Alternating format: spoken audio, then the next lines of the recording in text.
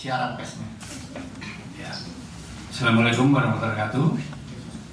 Jadi salam sejahtera, ya selamat siang.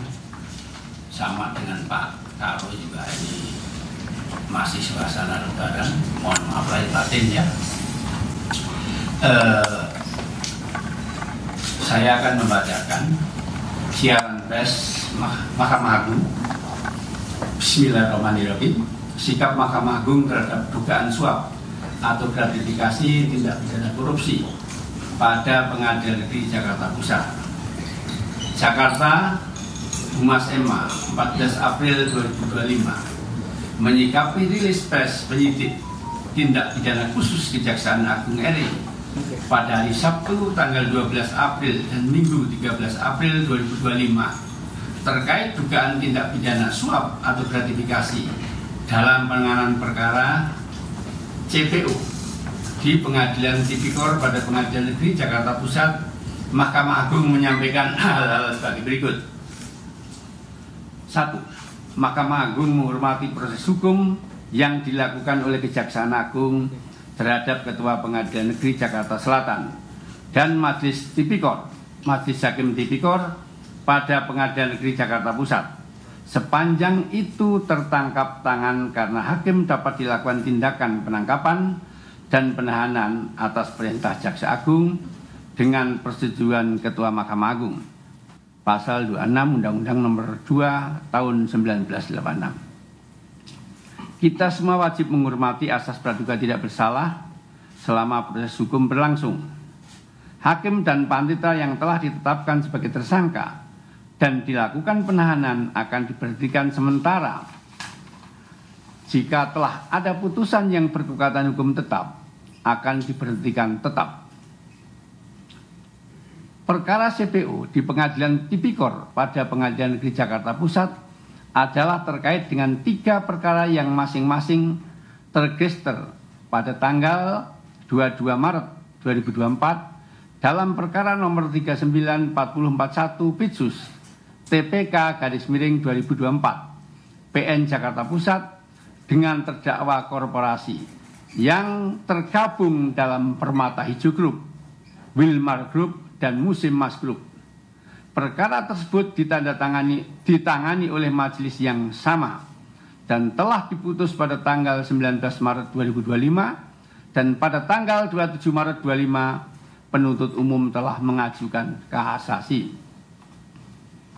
Majelis hakim yang terdiri dari D sebagai ketua majelis dengan hakim anggota adalah ASB dan AM telah menjatuhkan putusan yang pada pokoknya menyatakan para terdakwa terbukti melakukan perbuatan yang didakwakan kepadanya sebagaimana didakwakan dalam dakwaan primer maupun subsidiar penuntut umum, akan tetapi perbuatan itu bukanlah merupakan suatu tindak pidana.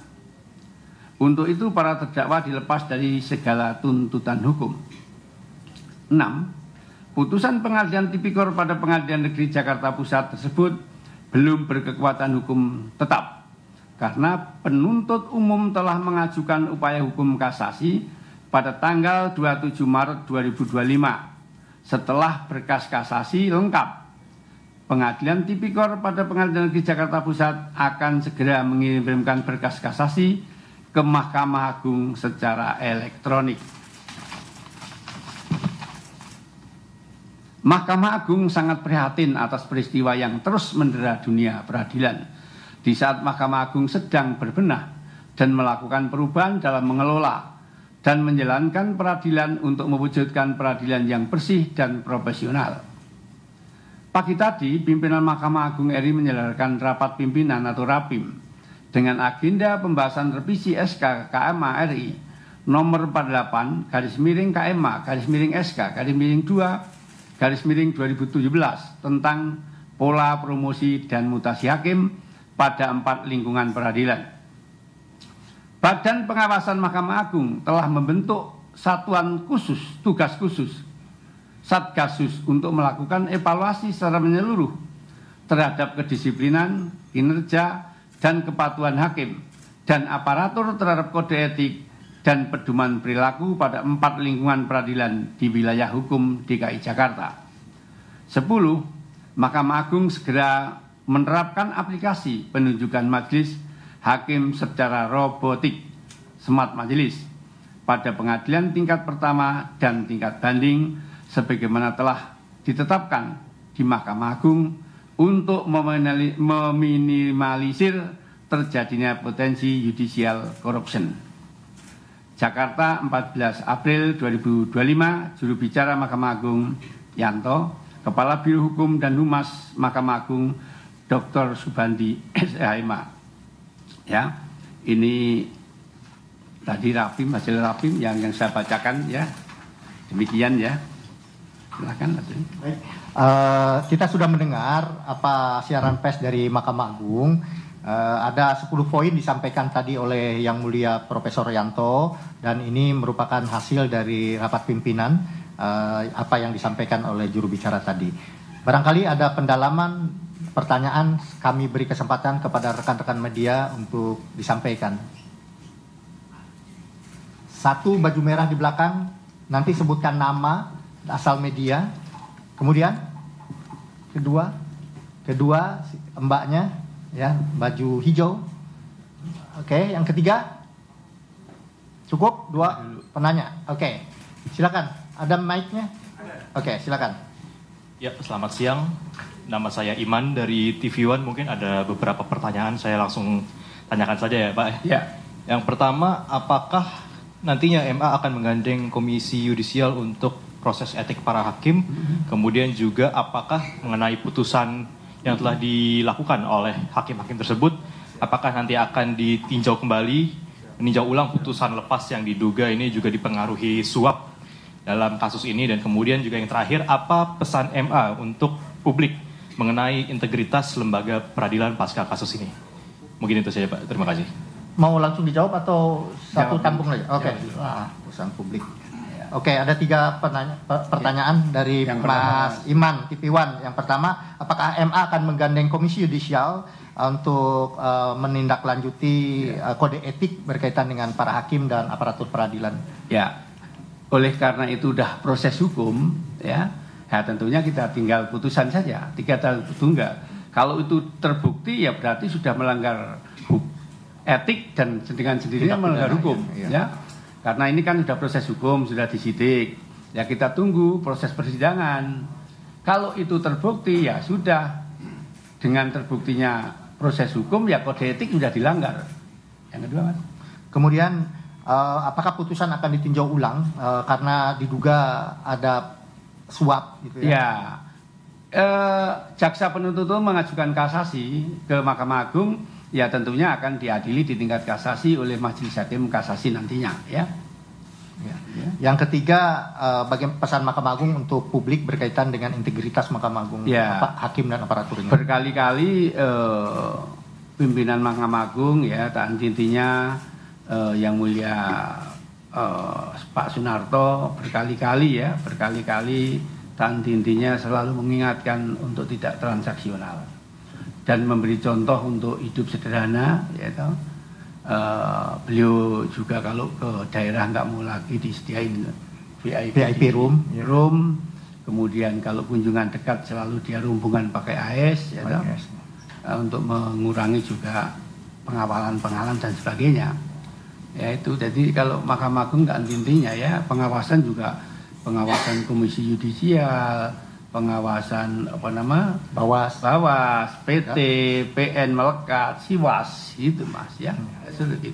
Satgasus tadi sudah dibentuk, mulai besok mulai bisa dilihat baju-baju Bawas Satgas sudah beroperasi di PN-PN yang mulia. Ya. Oke, itu tambahan. Kemudian Mbak silakan sebutkan nama dan asalnya. Saya Cindy dari Kompas TV Pak.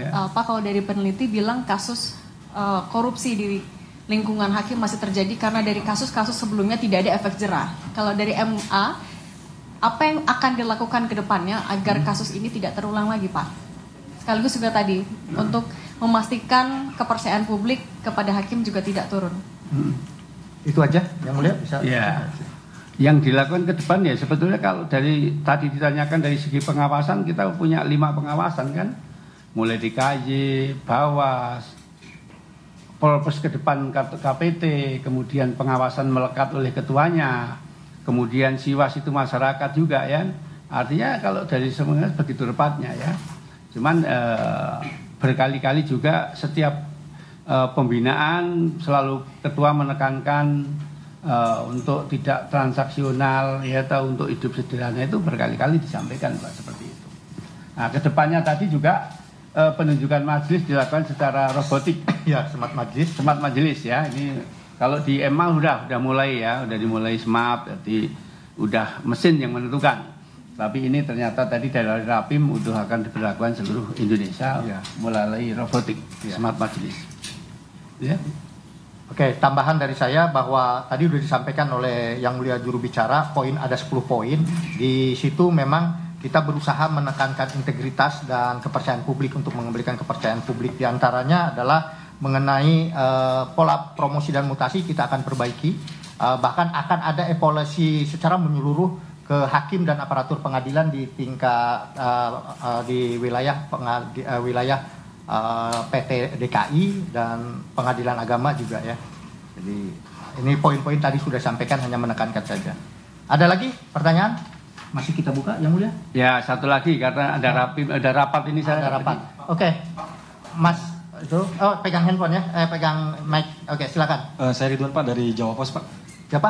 Ridwan dari Jawa Pos. Ridwan. Ini kan salah satu tersangkanya kan Ketua PN Jaksel ya Pak. Apakah Mahkamah Agung sudah menunjuk penggantinya Pak dari tersangka MAN itu? Dan kemudian para tersangka ini kan adalah hakim Pak dan berpotensi juga akan mengajukan pra peradilan ya Pak. Nah, apakah MA juga menyikapi agar tidak terjadi konflik kepentingan dari pra peradilan nanti Pak? Ya, terima kasih. Iya. Kalau pengganti ya karena ada wakil kan, sementara wakil biasanya kan itu ada Rapim atau TPM ya, lugu Rapim TPM. Jadi pimpinan pengadilan itu ketua dan wakil. Dalam ketua beralangan, wakilnya yang melaksanakan tugas ya. Kemudian tadi apa Mas? Mengenai pra peradilan. Ya, kalau pra peradilan kan haknya setiap orang ya. Apakah nanti kabul atau tidak ya, nanti kan proses persidangan di pembuktian ya. Ya, satu lagi. Tadi itu silakan Mas, mic-nya dikasih.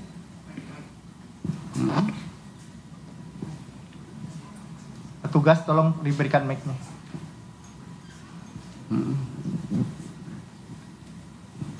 Ya Pak, perkenalkan saya Ansari dari bisnis.com. Izin bertanya terkait upaya MA meminimalisir korupsi di yudisial melalui penunjukan hakim dengan sistem robotik. Nah, itu mungkin boleh dielaborasi lagi bagaimana proses penunjukan hakimnya. Terus kapan bakal diterapin ke seluruh PN? Sama terakhir, kapan tadi pemberhentian sementara dari 3 hakim yang terjerat kasus ekspor migor ini? Makasih. Mas, itu diterapkan mulai kapan? Kan kita harus bangun dulu. Oh ya, jadi robotik tadi kan baru hasil Rapim tadi ya. Kalau Mahkamah Agung kan sudah. Tadi hasil Rapim itu akan dipersiapkan dulu alatnya. Ya, segera dilaksanakan. Nah, terus kemudian apa tadi? Dinonaktifkan. Ya, sejak begitu mendapat surat dimulainya penyidikan penetapan tersangka. Ya. Kita sedang meminta penetapan tersangka dan penahanannya dari kejaksaan. Ya. Dengan penetapan penahanan dan penetapan tersangka, maka akan segera diusulkan ke Presiden untuk pemberhentian sementara. Ya. Jadi kita sedang menunggu penetapan tersangka dan surat perintah penahanan dari kejaksaan untuk nanti menjadi Itu tadi pernyataan dari Mahkamah Agung soal 3 hakim yang menjadi tersangka suap terkait vonis lepas korupsi minyak goreng, di mana juru bicara Mahkamah Agung Yanto memberikan tanggapannya yang bisa di-highlight, di mana MA menghormati kasus hukum yang menjerat 3 hakim ini dan menunggu proses persidangan. Jika terbukti ada pelanggaran, artinya kode etik juga dilanggar, begitu menurut juru bicara MA. Kedepannya, agar tidak terjadi kasus serupa, juru bicara MA juga menegaskan akan melakukan pengawasan hakim yang diperketat dan juga salah satunya memperbaiki pola mutasi. Saudara, sebelumnya ada 3 hakim, yakni Hakim Agam Syarif Harudin, Hakim Ali Muhtaro, dan Hakim Juyamto yang ditetapkan sebagai tersangka, mereka diduga menerima suap dari Arif Nurianta. Para tersangka ditahan selama 20 hari ke depan dan ketiganya ditahan di Rutan Salemba.